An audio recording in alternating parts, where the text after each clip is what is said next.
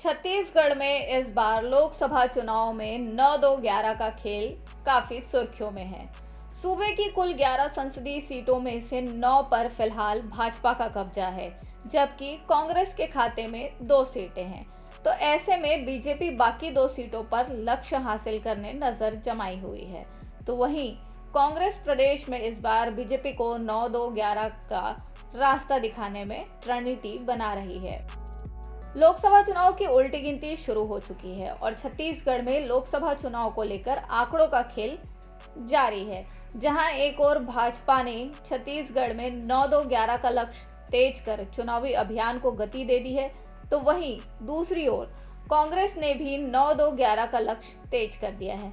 राज्य की कुल 11 संसदीय सीटों में से 9 पर भाजपा का कब्जा है, जबकि कांग्रेस के खाते में केवल 2 ही सीटें हैं। भाजपा ने कांग्रेस के कब्जे वाली 2 सीटों पर अपने प्रत्याशियों को विजयश्री दिलाने की रणनीति पर काम करना शुरू कर दिया है। युवा, किसान, ओबीसी, अल्पसंख्यक, महिला मोर्चा समेत सभी संगठनों को सक्रिय कर दिया गया है। विधानसभा चुनाव की तर्ज पर लोकसभा में भी उम्मीदवारों की घोषणा कर दी गई है।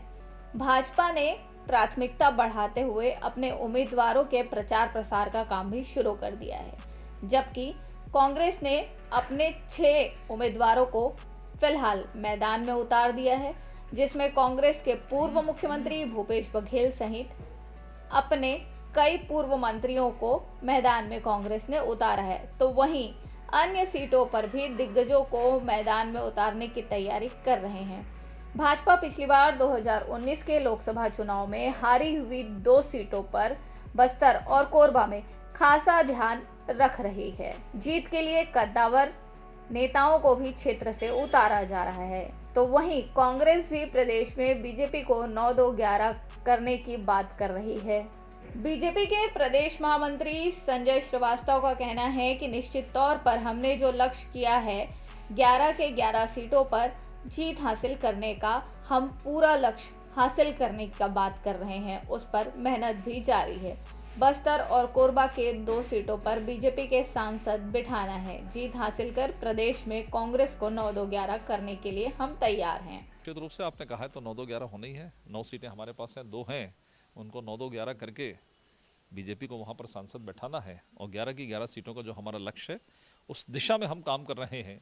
ये हमारा ओवर कॉन्फिडेंस नहीं है, ये हमारा विश्वास है और उस विश्वास के लिए, उस परिणाम को प्राप्त करने के लिए पूरी ताकत के साथ में विधानसभा के बाद से मेहनत के साथ में बूथ स्तर पर जाकर बीजेपी का कार्यकर्ता काम कर रहा है, तब परिणाम मिलेगा। ये मैं इसलिए कह रहा हूँ कि विधानसभा के समय भी कांग्रेस ओवर कॉन्फिडेंस में थी। हमने जमीनी मेहनत की है और जमीनी मेहनत का परिणाम ये रहा कि जनता ने हमको आशीर्वाद दिया और हम सरकार में आए। वहीं कांग्रेस भी अब पूरे दमखम के साथ बीजेपी को चुनौती देती नजर आ रही है।